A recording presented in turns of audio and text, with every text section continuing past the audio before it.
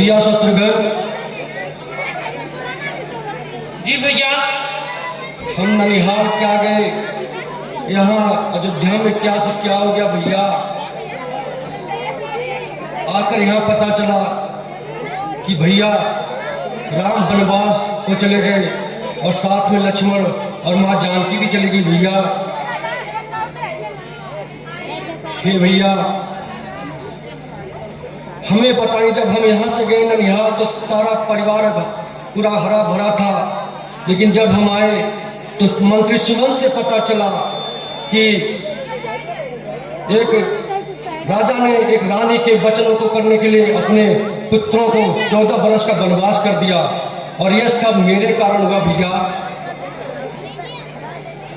हे भैया शत्रुघ्न, मैं जो यह मिथ्या दोष मेरे ऊपर लगा भैया, मैं वहां जाकर जहां भैया राम गए हैं वन को, मैं वन में जाकर उनको आग्रह करूंगा और विनम्र निवेदन करूंगा कि हे भैया आप चलिए अयोध्या को, और मैं आपके बदले में 14 वर्ष का वनवास काटूंगा।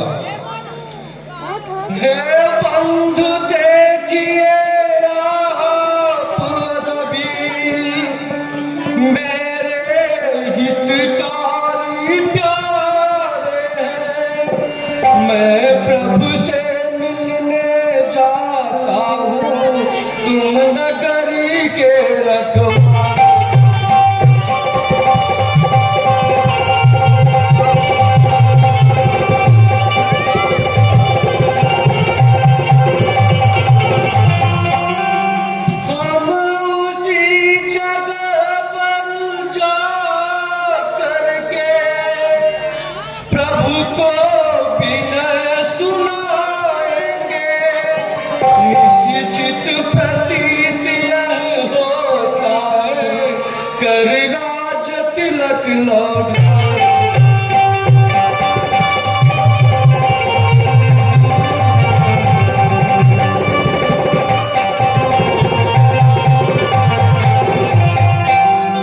भैया शत्रुघ्न, मैं वन को जाऊंगा और मेरे ना रहने पे आप इस अयोध्यापुरी में रहना और इस नगरी की रक्षा करना भैया।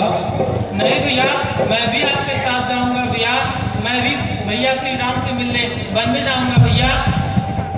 ठीक है भैया शत्रुघ्न, अगर तुम इतनी जिद करते हो भैया तो फिर चलो और प्रभु श्री राम से अपने जो हमने गुनाह नहीं किया, जो मिथ्या दोष हम पर लगा है, उसका हम क्षमा मांगेंगे भैया। जी भैया।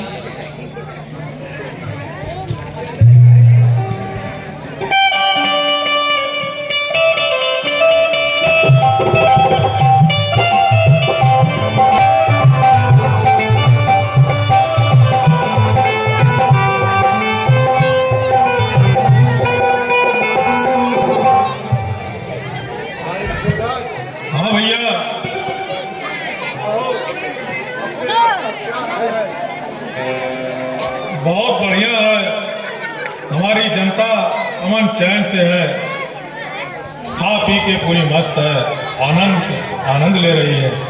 किसी को किसी प्रकार का समस्या तो नहीं? नहीं, मैं तो अभी कल ही अपने राज्य का पूरा भ्रमण किया, कोई ऐसा तो प्रतीत नहीं हुआ, सब अमन चैन की जिंदगी जी रहे हैं। ठीक है भाई गुराज, राजा के राज में अमन चैन से ही जनता को रहना चाहिए। हाँ भैया, यही राजा का कर्तव्य बनता है।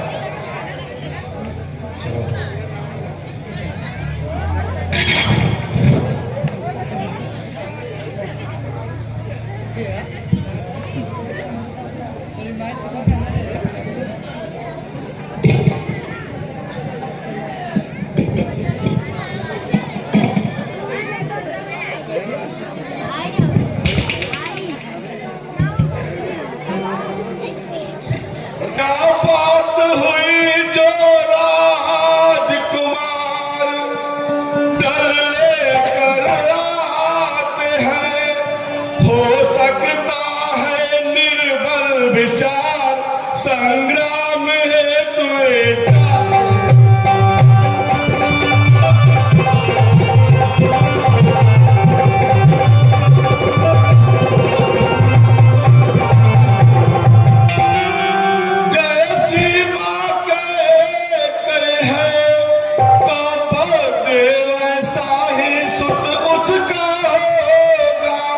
रघुबर को मार करूं राज, निष्कंटक यही सोचा है।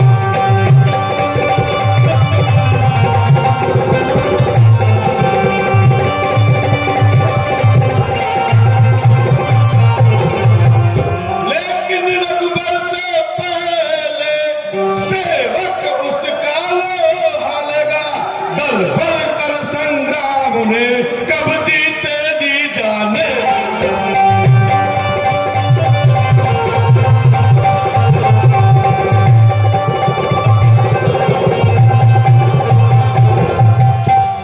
हे बंधु आज हम सबको है संग्राम भरत से करना है। श्री राम काज में आज हमें मरने से तनिक न डरना।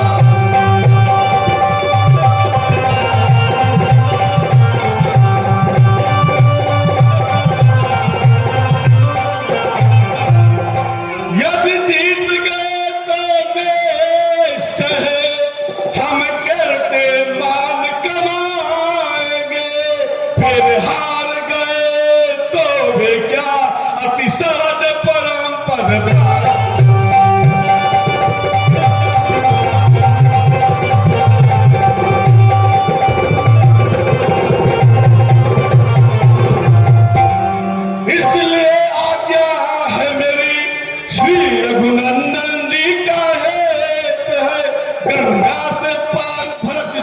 होने देना यह अनुचित है।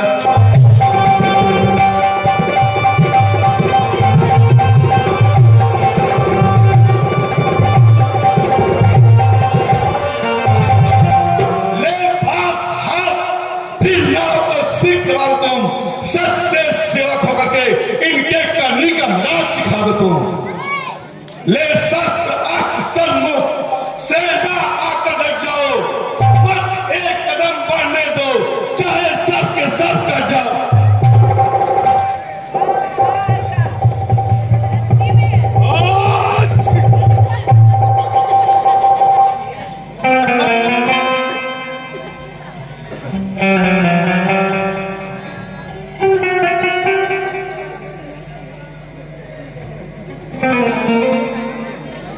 नहीं भैया, ये तो मेरी छींक ऐसी बतला रही है कि ऐसा कोई संकेत नहीं आ रहा है, भारत से कोई युद्ध नहीं होने वाला।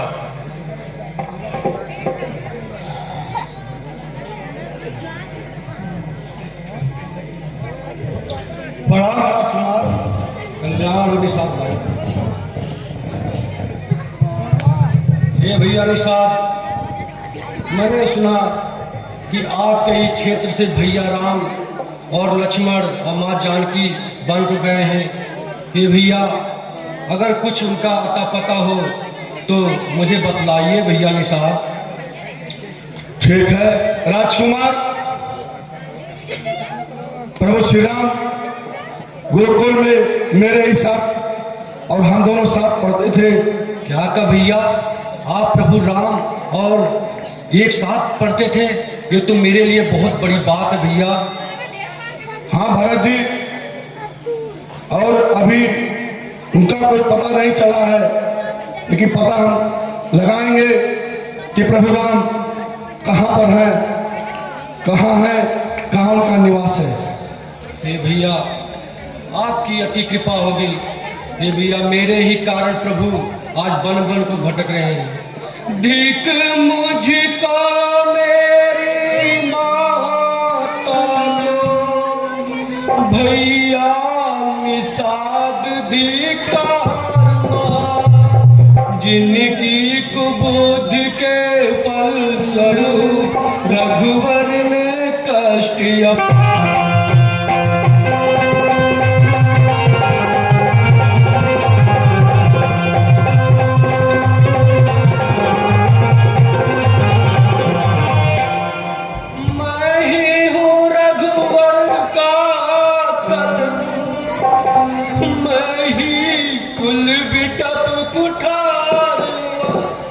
मेरे ही कारण तो प्रभु को वन में कष्ट अपार।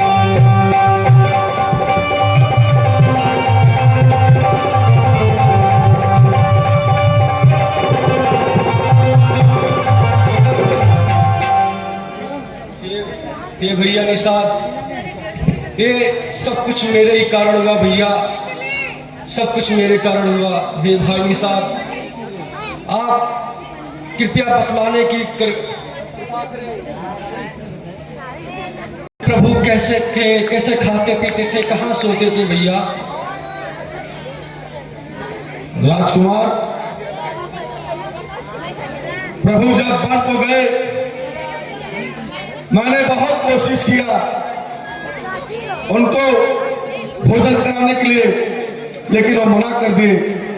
कूच पे सोते थे, कांटों पे सोते थे और कल मूल फल खा करके अपना जीवन यापन करते थे।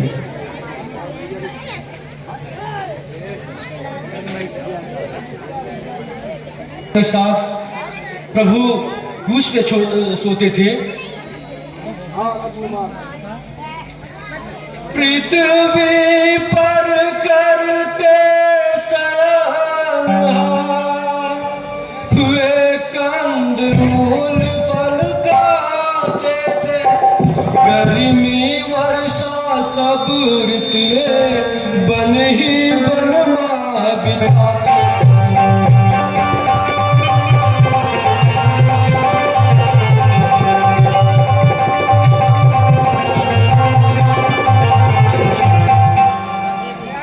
इस प्रबलता से आठ पहर चलती रहती है, छाती है।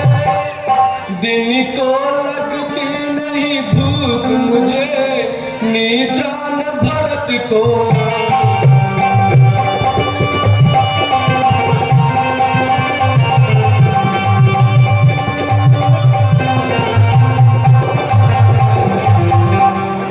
हे भैया निषाद, कृपया जल्द से जल्द मुझे प्रभु तक पहुंचाने की कृपा करें।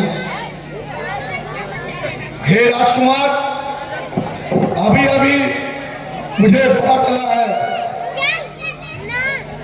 कि चित्रकूट में प्रभु राम का निवास है। आप आइए,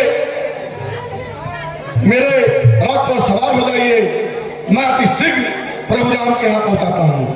नहीं भैया, हाँ मुझे उचित यही भाई, यदि सेवक साथी कहा मैं। जिस जगह प्रभु के चरण पड़े, सर के बल चलता जा।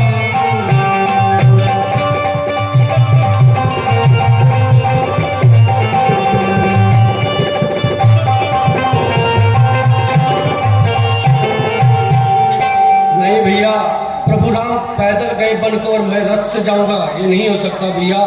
मैं पैदल ही चलूंगा आपके साथ। ठीक है राजकुमार, आप आइए हमारे साथ, हम पैदल ही चलते हैं। ठीक है भैया।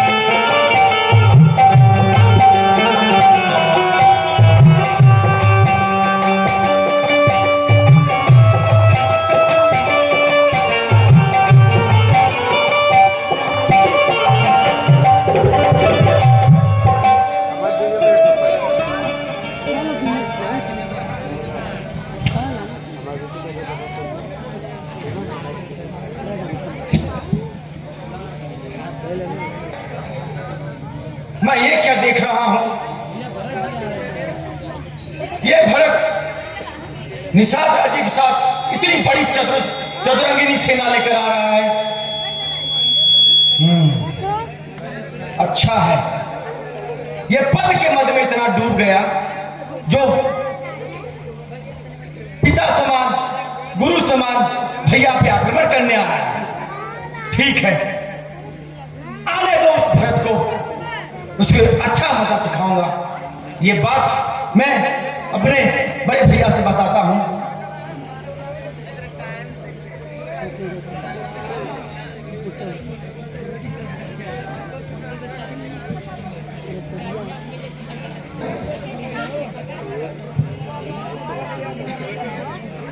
भैया, मैंने वन में देखा तो भाई भरत भाई निषाद राज के साथ पूरी चतुरंगिनी सेना लेकर आए हैं। कुछ पूछे बिना बताता हूं, अपराध क्षमा करना भगवान, सेवक की बुद्धि सदा चुप, कुछ ध्यान नहीं धरना।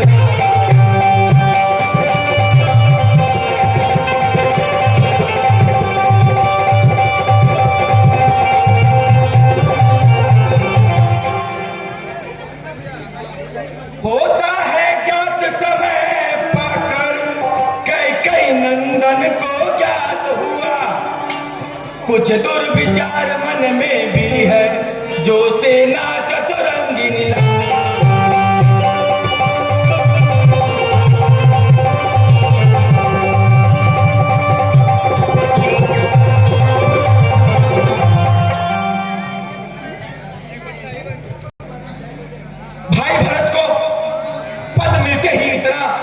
मैं की भावना आ गया भैया को कि वो इतनी बड़ी सेना लेकर के हम पे आक्रमण करने आ रहे हैं। भैया लक्ष्मण, भैया तुमने यह ठीक कहा, होता अति प्रबल राजमद है, लेकिन उससे 100 गुना अधिक अति उच्च भरत जी का।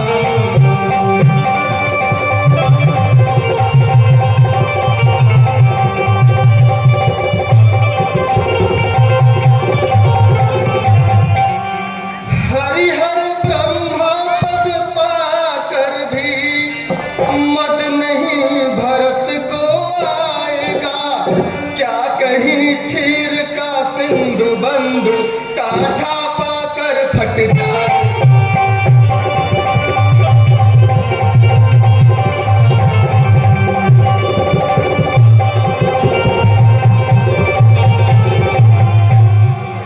भैया लक्ष्मण, भरत का गौरव बहुत सारे देवताओं से भी ऊपर है। अगर उसे अयोध्या क्या, अगर पूरे विश्व का भी राजा बना दिया जाए तो उसे कभी राजमत नहीं होगा। तुम इतने क्रोध मत हो लक्ष्मण। नहीं भैया, ये क्रोध होने वाली ही बात है। ये इतनी बड़ी सेना लाने क्या जरूरत थी इनको? भैया लक्ष्मण, बिना कुछ जाने किसी पे ऐसे क्रोध करना उचित नहीं। हमें पहले भरत को आने देना चाहिए। नहीं भैया, आप मुझे आज्ञा दीजिए। है ठीक आज जीवन भर की, है ठीक आज जीवन भर की सारी ही कसक निकालूंगा। संग्रामी भूमि के बीच भरत को अंतिम बार सुला दूंगा। इसलिए भैया, आप मुझे अभी आज्ञा दीजिए। इस संग्रामी भूमि के बीच भरत को मैं भली बात बता चखा के आता हूं। लक्ष्मण, इतना क्रोध करना भी ठीक नहीं। हमें भरत को आने देना चाहिए, क्योंकि बिना कुछ जाने हम कोई निर्णय नहीं ले सकते। ठीक है भैया, हम उनका इंतजार करते हैं। ठीक है भैया।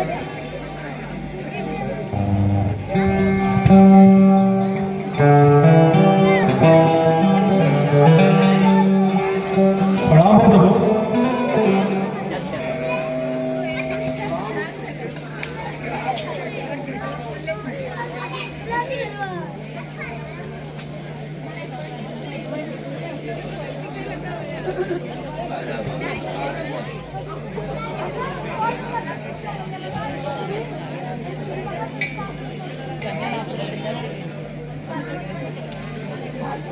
हे भाई भरत, इतने दिनों बाद तुम्हें देखे हुए मेरी आंखें तरफ गई थी भैया। भैया ऐसा यार कुछ मेरा भी है। मैं तो ननिहाल से आया तो पता चला कि आप वन को चले गए, वो भी मेरे कारण। ये भैया आपने मुझे बतलाने की भी जरूरत नहीं समझी। अरे भैया ये सब छोड़ो, पहले ये बताओ माताश्री और पिताश्री कैसे हैं? भैया माता से क्या कहना, लेकिन बहुत ही समाचार बुरा है भैया। क्या कहा भरत? बुरा समाचार? हाँ भैया बहुत ही बुरा समाचार है। जब आप वन को आए, आप इधर वन को गए और पिताजी परलोक सिधार गए भैया। क्या कहा भरत? पिताश्री? भैया संभालिए अपने आप को भैया। हे भैया लक्ष्मण, ये क्या हो गया?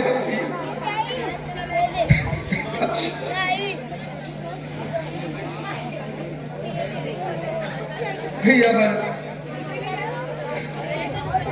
भैया लक्ष्मण, हम अनाथ हो गए भैया, हम अनाथ। संभालिए भैया अपने आप को। हाँ भैया आपने सही कहा, लेकिन क्या आप मुझ भरत को इतना दोषी मान गए कि तनिक पूछने की जरूरत भी नहीं समझी, या मेरा इंतजार भी नहीं करने की किया कि वो भरत आएगा और क्या सोचेगा? अरे भैया भरत, पिताश्री की आज्ञा का पालन करना ही मेरा परम धर्म था और मैं उसमें तनिक विलंब भी नहीं कर सकता था। हे भैया आप तो हम चारों भाइयों में सबसे बड़े हैं। पिताजी के बाद आप अयोध्या के उत्तराधिकारी आप हैं। हे भैया यदि आप अवधपुर को जाए, मैं सुख से वन को जाऊंगा, आज्ञा पालन करके पितु की फिर लौट अयोध्या आऊंगा।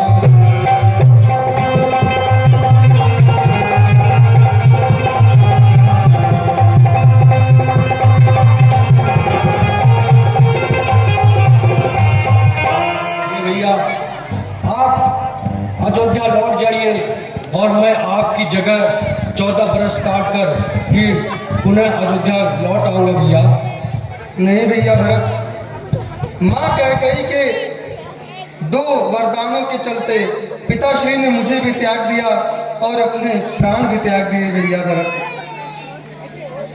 हे भैया इस तरह सहज में भगवान पूरी मेरी अभिलाषा है, आनंद अवधपुर में छाए लोगों की नई निगाह।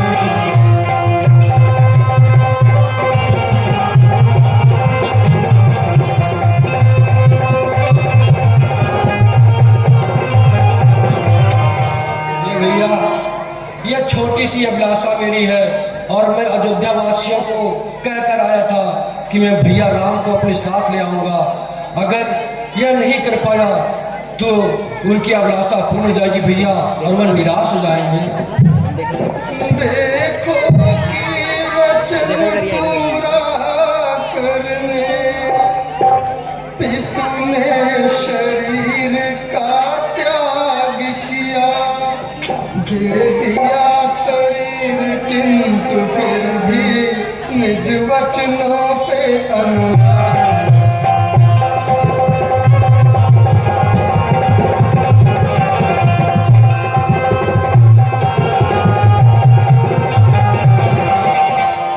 हम दोनों पुत्र उन्हीं के हैं, यदि वचनों से गिर जाएंगे भैया भारी होगा काज, कुल के कलंक कहना।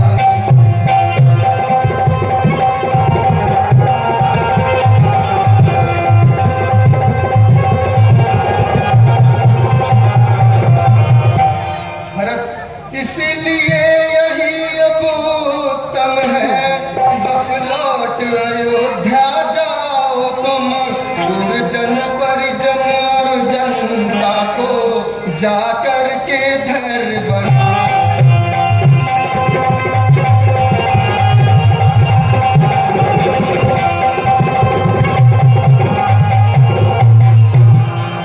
तुम सब प्रकार के लायक हो, तुम सारे काम चलाओगे, आशा है शीघ्र पिताजी का प्रण पूरा कर दिखलाओ।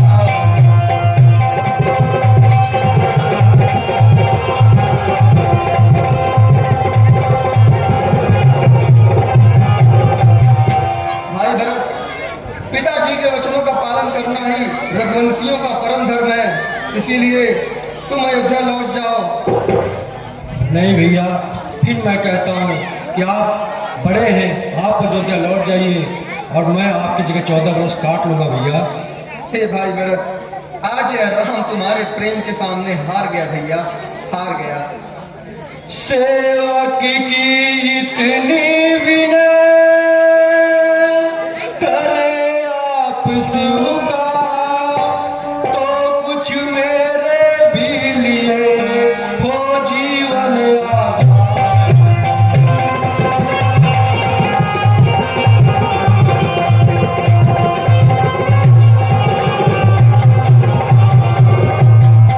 ये भैया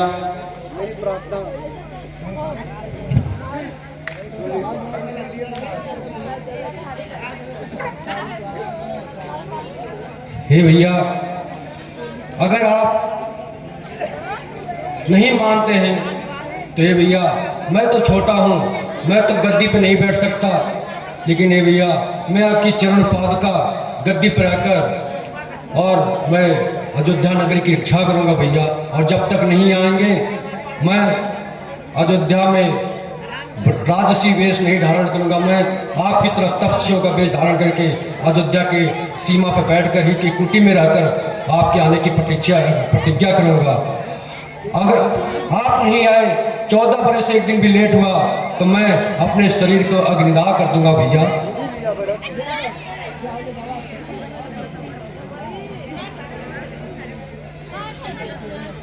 नहीं भैया भरत, ऐसा ना कहो। ठीक है भैया भरत, जो तुम्हारी इच्छा। मैं अतिशीघ्र 14 वर्ष का वनवास काट के अयोध्या आऊंगा। तब तक तुम मेरा खड़ाऊ रखकर वहां पे राजभार संभालो। ठीक है भैया। भाई लक्ष्मण, खड़ाऊ ले आओ।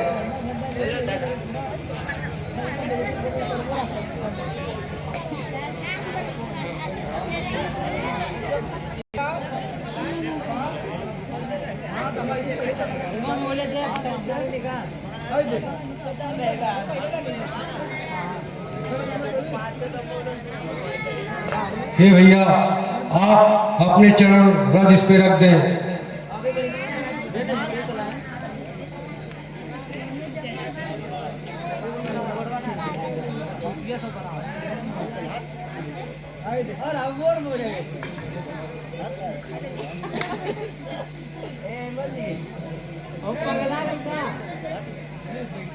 भैया